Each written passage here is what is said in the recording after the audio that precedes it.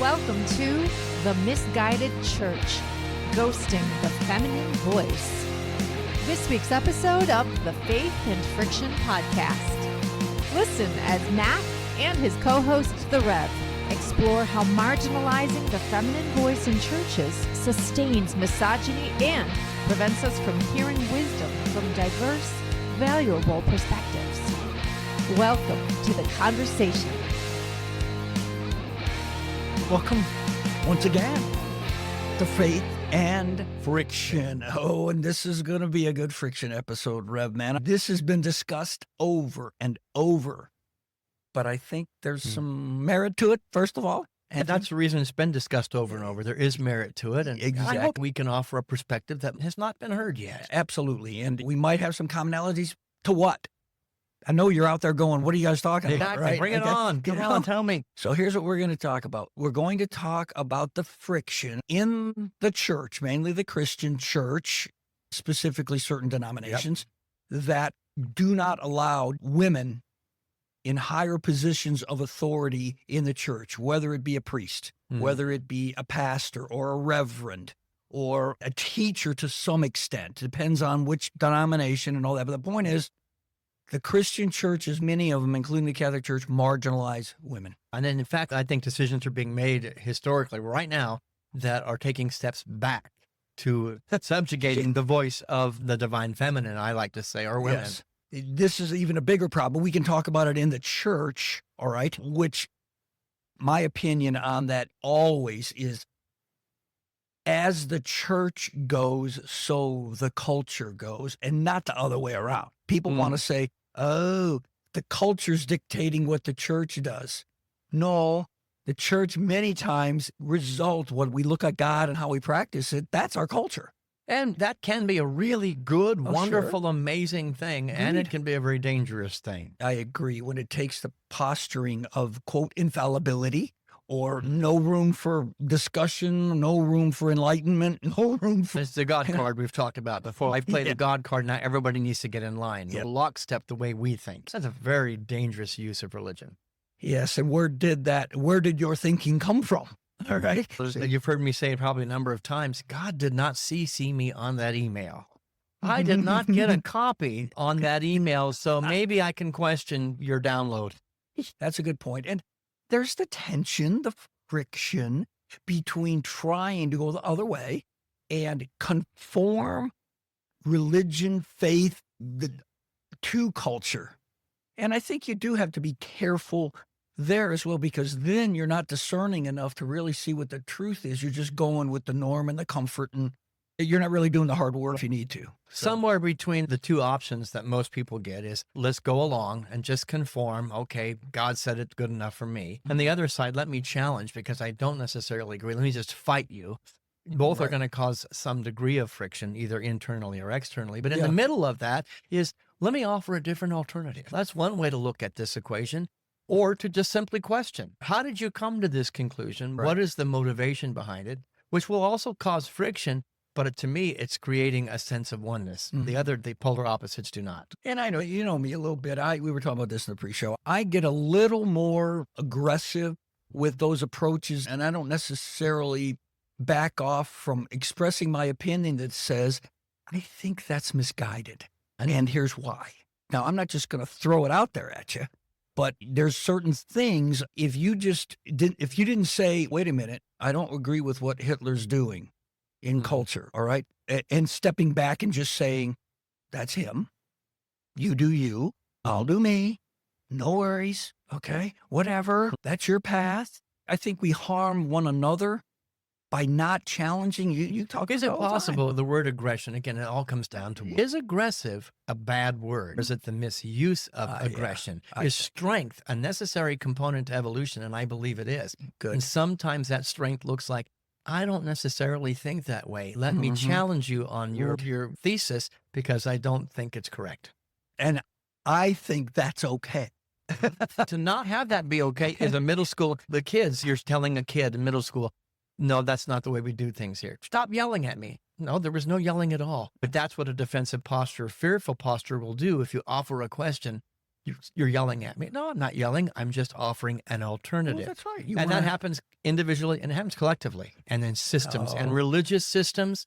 What is it that Alan Cohen said? That it's not the insult that bothers you or the question that bothers you. It's the part of you that agrees with the question or the insult. There it is. Perhaps Okay. thou protest too much. It comes internal again, doesn't it? I was reading as I was kind of preparing some of this, trying to get some back history, although I know a lot of church history. You go to these places of, I can't change my mind, and this is the way that it is. And so they gave all these examples, of course, Copernicus and Galileo. And if we didn't ultimately adopt the truth that they unearthed, where would we be? It's those kinds of things that they changed things because truth changed. And for me, this particular subject about feminine voices, female voices in religion, in leadership, I'm just going to come from the basis of my own personal experience. And I am the man today. I am today, not necessarily because of the men in my life, but the women who gave me an example, who spoke into my ears in such a way that I became more of a man. How can you disagree? You can't. You can argue with my experience. That was my experience, and it's a holy one, and it's a good one. I agree. So, all right, let's jump into, in general, where the Christian church at all that adopt this view, whichever denomination, whatever you're talking about, they will ground this action, this posturing, this rule in the truth of the Bible. Yep. That's where they're going to go. All roads were basically in that tradition, the Bible as the inerrant word of God. All right. So now we go to the saying from the Bible that says, and I do not permit a woman to teach or to have authority over a man, but to be in silence. For Adam was formed first, then Eve. All right. We're going to drive the stake in the ground and say that's the truth as spoken, supposedly. Well, we talk about this all the time, too. 2,000 years ago. And it's unchangeable. It was true then. It's true now. That's the way it works. On at the risk of blasphemy, written by a man, interpreted by a man, changed by a man, and preached by a man. What's the common denominator there? Exactly. So here we go. There it is. There's the basis. So let's just say, okay, what did Jesus say about it? Right? That came from 1 Timothy. So I tend to be a red letter Christian. Right. What did Jesus really say about this? And it reads very differently. Yes, it does. And I wanted to address right now when somebody says that, what did Jesus say about it? He didn't say anywhere near that. No. First of all, he didn't have a church, all right? But secondly, the next place that argument will go to, or at least that debate will go, he may have not said it, but he gave us the example of it by, again, supposedly calling men to be his apostles. So he set the precedent that we're just following the precedent. Oh, and if we use a document, a book written by men, about men, for men, okay, do you. But my understanding and my exploration and research in these Gospels is that there were women there. They get hinted at. They were hinted at, but they kind of got written out. We'll give them mention, but we're really not going to write them in. I think women, and if you do any study of history, they were the ones that were funding his ministry. We're funding it, but we don't want to talk about that. Yes. I don't know about your experience with women in general, Rev, but in general, can I make this? I don't want to get anybody mad. Women like to talk for the most part. They're social. Studies show that they have about 45,000 words a day and men have about 20,000. There it is. See? So wouldn't logic, I don't even have to kind of go anywhere past that.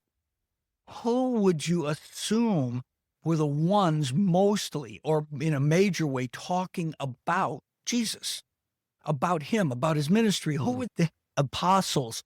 They're foretellers. I shouldn't say foretellers. They spread the good news as an apostle. All right. So they're sewing, they're washing the clothing, they're grinding the grain, they're shopping in the marketplace. Who's talking about this? I love the story of Jesus at the well, the woman at the well. She became his number one apostle. He said, go and tell everybody. He gave her carte blanche to go. You don't need to keep you under control by keeping an eye on you. He sent the woman out knowing that it would be spread. And what happened? Everybody heard about it. Everybody. Town came out, right? Pay attention. There's something happening here that's good. Oh, it came from a woman's voice. We can't listen to it. To me, it's just, I'm just going to use this word, ludicrous. It's just so ludicrous to think that's what God wants. Because how else can you stand on it if you don't think that, right? And so I wonder how women who are in those denominations can look, how do they grit this? How do they look at that basic misogynistic way to do faith and to do religion and to understand God? Right? And I don't begrudge them. If they're happy doing that, keep doing you. I'm not trying to take away anything that works for you. I'm just going to fall on my own experience that to let the woman's voice go, the feminine voice go, we're missing half the equation. If I go back to the book of Genesis, and we did our study, we looked up the Bible, it said them were given dominion. Them, not Adam, not just Adam, but the two of them as a pair, as a match set, salt and pepper, if you will. You both have dominion over this world and this kingdom I've created. And not one greater than the other. And again, you can get into translation. It's responsibility, not dominion. That's a whole other pod. But taking the end of that, for Adam was formed first, then Eve, that already, regardless of the realistic or not realistic, all that kind of stuff, you're right, metaphysical, it sets a precedent right there that man first, female second, woman second. And then there's the old joke about the prototype, I can do better, and let me do better than the man I created. And in some extents, in some arenas, I think that probably bears out. That's right. That's right. This kind of came up on my radar. Let me just say this. So this is up in the field. This is not anything new that's been discussed. At the same time, this is up in the field from some actions from the Southern Baptist Convention. Yep. And they just voted on the fact that no, women cannot be called certain things. Reverend, pastor, whatever it might be, they can't preach, that kinds of thing. They have stated no. That if you want to be part of what we do, the answer is no. Now, they have to vote the same way again next year in order for it to be written into the law. But this is what got my attention again, because they're still talking about this. They're still driving the stake in the ground to try to marginalize women over this whole thing, when so many denominations now are starting to accept that as, okay, that's old news, right? Come on, all right? We need her. We need the divine feminine. And I love some of my favorite Christian pastors are the ones that recognize that the first lady, as they call it, is equally as valuable. Joel Osteen, who's got one of the largest churches in the whole country, gives credit to his wife all the time. Sure. He understands that she's valuable. And I certainly know the men in my life who are the most in alignment with what I'm about always talk about the woman behind the man. And they're propping her up and putting her up, going, I am who I am because of her. And we walk side by side, really. Okay. Again, you can give the example of equality. It's not sameness. No, I don't want sameness. Okay. But equality in all things, I think that's what Jesus taught. I don't know, or at least I shake my head over how the church developed out of fear, right? There was a fear of control, of power over. And so it all got written a certain way. It all got discussed a certain way. It all got just the norm. But it began with taking God as a divine feminine energy. You go back far enough in history, the goddess was the figurehead of all spirituality. And we got tired of that, so we pushed ourselves and made everything male. And God is a he, which is just basically stealing the truth. The he or she out of it. It is an energy. But the reality is it is fear-based. I'm going to lose some control and power here. Rev, I think you just created some friction. Oh, probably. Right there. Okay. So live with that, gang. This is what we do, right? This is friction. This is what the church experiences. This is what people experience. And I applaud those churches at all. The church it has to be more than just the lead pastor or whatever, the person, whatever you call them, that's willing to say, we will separate ourselves from this organization because we believe something differently and we want to practice. And if we're not falling in line with, and that we may have to, because being part of the SBC, there are benefits. Sure. To being part of that deal. Okay.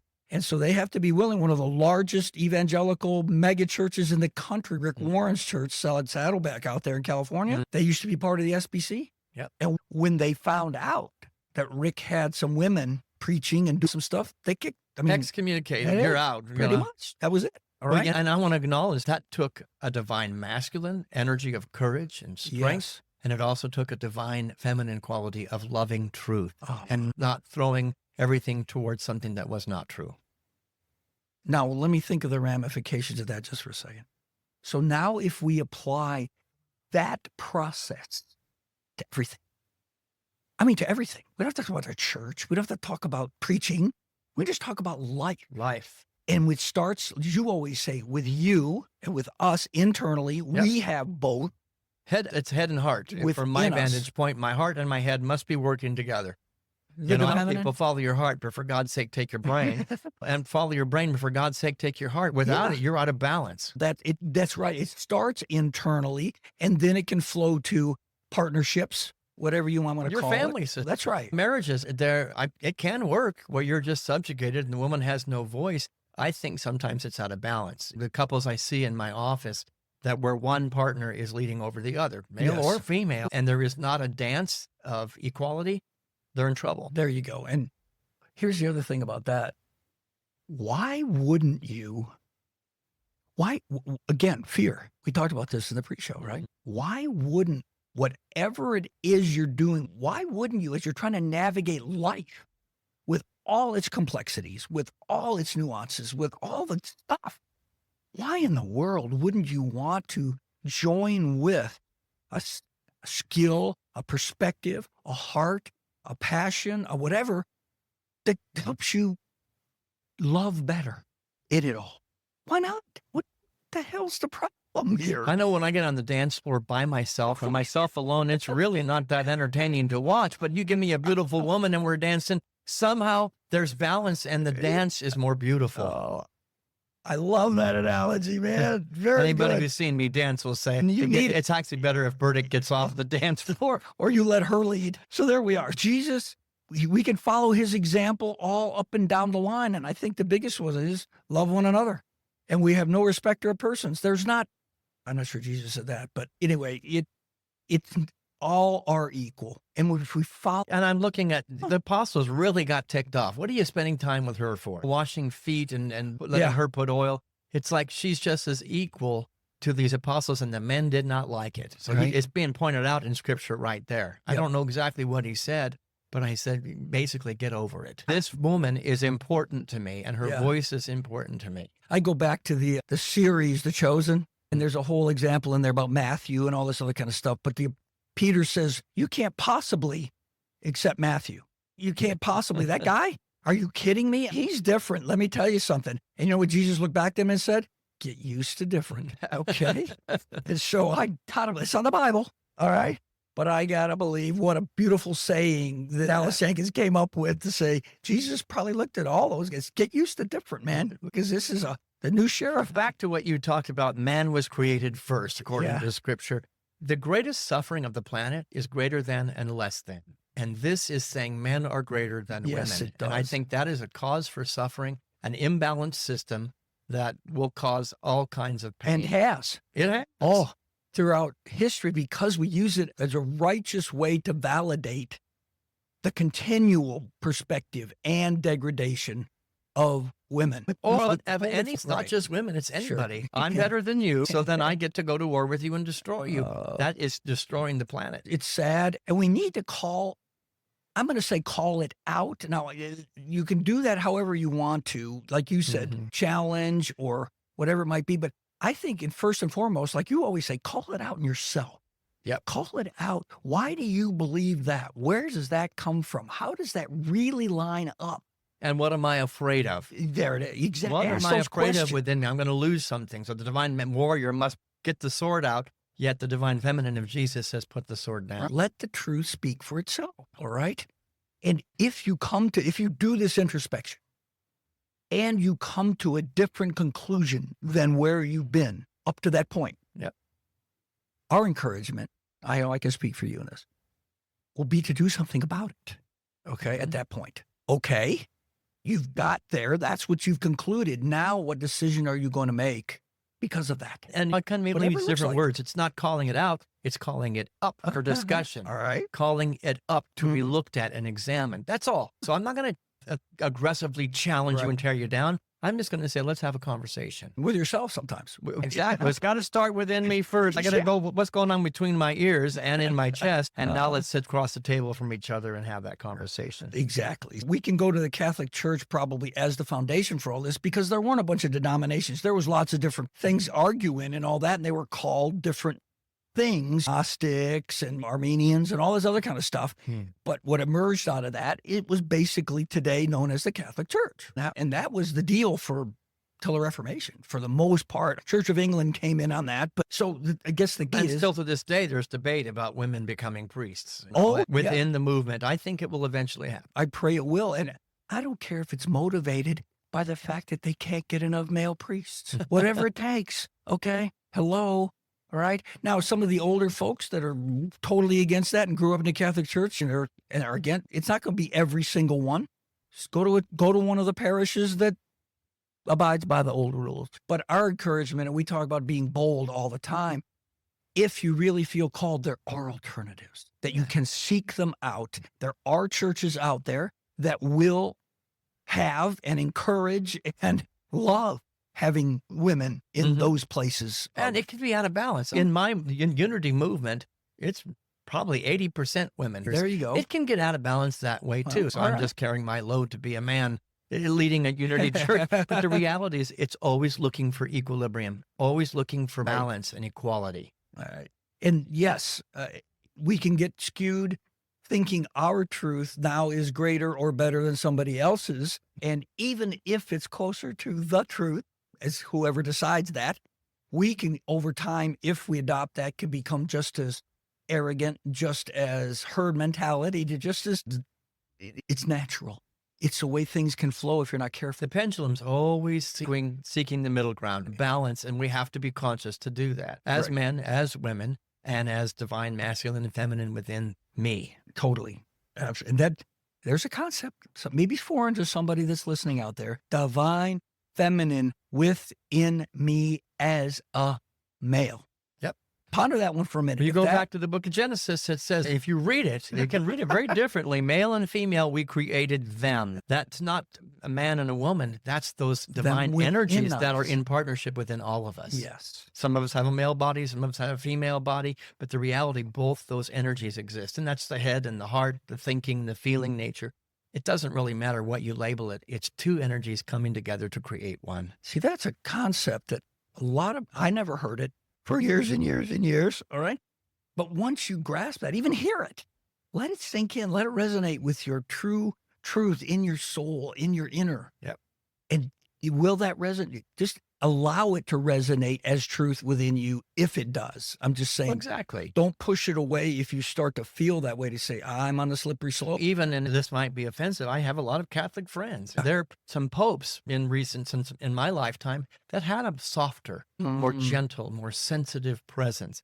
I happen to have loved those popes. My neighbor hated the divine feminine within the last pope and Pope John Paul, and loved the one that I didn't like that was all masculine, about tearing down and destroying.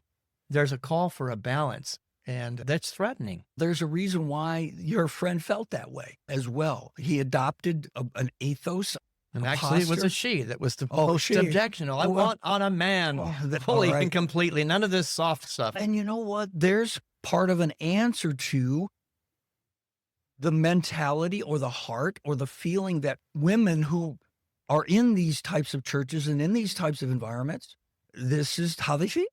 This is what they think. I want a man up there. I have Islamic friends. And I look from the outside in thinking, wow, some of these women with the hijab, they're subjugated. They're very happy in their Yes. This is not, I'm just offering an alternative. That's what we're doing here. It's not saying anybody's wrong, but consider that life could be better, richer, more beautiful if there was a greater partnership. And I probably even take it, again, and we were talking about that, you know me?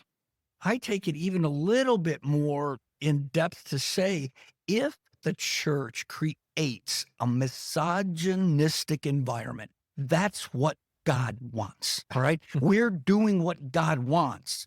Then again, how does that roll out into culture, right? Into families, Yep. into everything. And for me, I tend to say cause and effect, cause we did the thing on karma. When we have that as the cause, look what the effect is. Women can't vote. Women can't this. Women can't that. You get young ladies like Malala who stood up and said, no, women need a voice. They're smart, intelligent. They need to be educated. She got shot for it. But I really honor her strength. But the reality is culture will follow the God card. Absolutely. I'm willing to say I believe that approach, whatever happened in the past happened for whatever reason. I can't speak to that, and I'm not. But for today, for what we can come to understand in a greater and deeper way about people, about relationships, about how the world works, I think it's misguided to continue to keep and fueling that misogynistic posture in the name of God. Yep, that's all. And we've had an interesting conversation here. We talked about getting a woman on this podcast because I think we're two white guys, middle-aged guys. Yeah. Our perspective will be, it's different at times. For the same place, we're coming from the same perspective. I want a divine feminine voice in here once in a while to go, let me put on my ears and listen, because there might be something I've missed. I think we're going to make a renewed effort. We've talked about that, had it on the list. We kind of tried to do it for this episode, but it didn't work out. Well, and the risk of offending everybody in the listening land, we're going to have to make the podcast longer if we bring a woman in here, because she's got more words than we do. Oh, God. Okay. Hello, Richard. You're fired. That's not the rev here. Don't go there. Okay. So we've talked about the Bible. We've talked about being faithful to God by following these 2,000-year-old dictates, like you were saying, written by men. The whole thing to reinforce a power and a misogynistic ruling of the world. And you can debate that all you want and say, no, God wrote that and it's the truth. But look at the kind of world that it created. Look at the kind of decisions that they continue to make throughout time. Why couldn't that whole thing get turned around?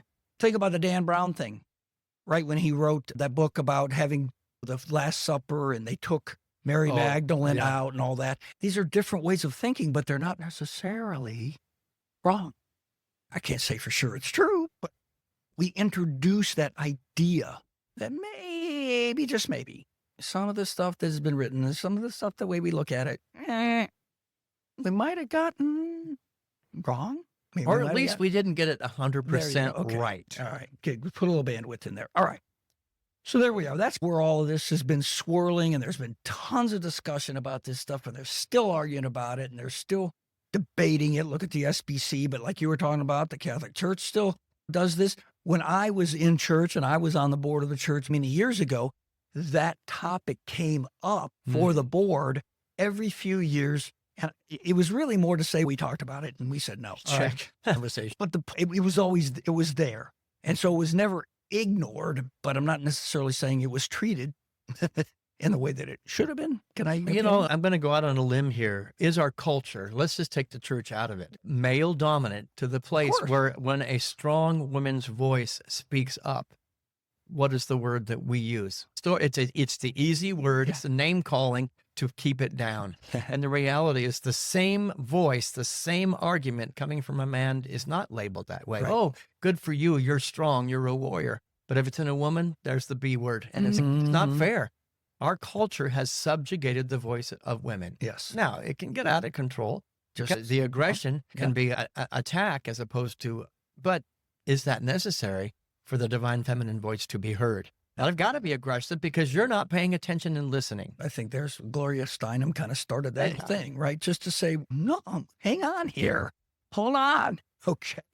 But women to this day still don't get paid as much as men. All through Susan B. Anthony and all those other women that really, advocated and marched for women's rights. And I'll just make it personal. My context, I was doing a job, the same job that 4 friends that were women were doing. And everything was great until they found out I was making 35 cents an hour more than them. And they'd been working there longer. I went to my boss and I said, this isn't fair. It wasn't fair, but I was benefiting from it, but I was oblivious. So it's just, hey, wait a minute. Let's just bring it up for a conversation. That's right. And now you start to talk ethics and moral that I'm not going to say transcend religion, but are formed by religion. Formed by religion. For Religion sure. would say the man should get more. He's more valuable than the woman. Wow. It says it right there in Genesis. Okay. We were first. There was those that said God made a mistake and then improved on it. So can we kind of wrap this together now and say, as we approach some different ways of thinking about this, we've interjected a lot of stuff in this conversation already, but can we go so far as just very simply and speak to a cultural aspect to say, okay, that was then. If that's really the way it fleshed out, we don't even get into that debate, right? That was then. This is now. Do we have an enlightened way to look at the world? Do we have an enlightened way to look at each other and a greater appreciation today than we did then? I think yes. I think we should have and have evolved past a lot of those old paradigms that I'm comfortable with saying, that doesn't work anymore. That's not fair. That's not right. And again, has the Southern Baptist Convention done some good on the planet? Absolutely, it has. Has it done some damage too? I would just ask anybody who belonged to that organization. I don't really fraternize with those people that much. What is the fear behind the decision to keep that old idea? What are you afraid of? And from a compassionate place, I believe that if you don't change the direction, it is the death of the Southern Baptist Convention. That the culture is evolving without you. And you're taking a step back, and truth will be subjugated, and the voice will be subjugated and put on the back burner. That's going to be a death. And I would wrap it up into a greater, deeper, higher understanding of the truth. That's the truth we understood then. Culturally driven, whatever it might be, deity driven, theistically, I don't put them all in is the term, it's biblical, a great cop-out for actually evolution. The biblical card, right? There we talk about the cards in the Bible, we throw all the time. Written by men, interpreted by men. I go to the higher place that Jesus would say, everybody's loved equally. Yep. There's no discriminatory stuff going on here. Parting words, love each other as I have loved you. That was to all the apostles, including the women that were written out. Love each other, period. That's everybody. Exactly. And he might have chosen 12. There were 12 that were written in. There were so many more there. Yes. And I think Mary Magdalene was the favorite. Okay. And there you go. All right. There becomes the friction, right? Hello. And even if you read in Acts, after Jesus came back and they went into the upper room and the Holy Spirit came upon them, who did it come upon? 120 people. There's 120 people there that he considered his inner sanctum. He had the inner sanctum. But then he had his followers and he had enough people that he would call into that upper room at the risk of their life. Okay. So it was way more homogeneous. Is that a word? I know what you mean. You know what than we might think. I look at just the end of his life. He's up on the cross. Where the hell are the men?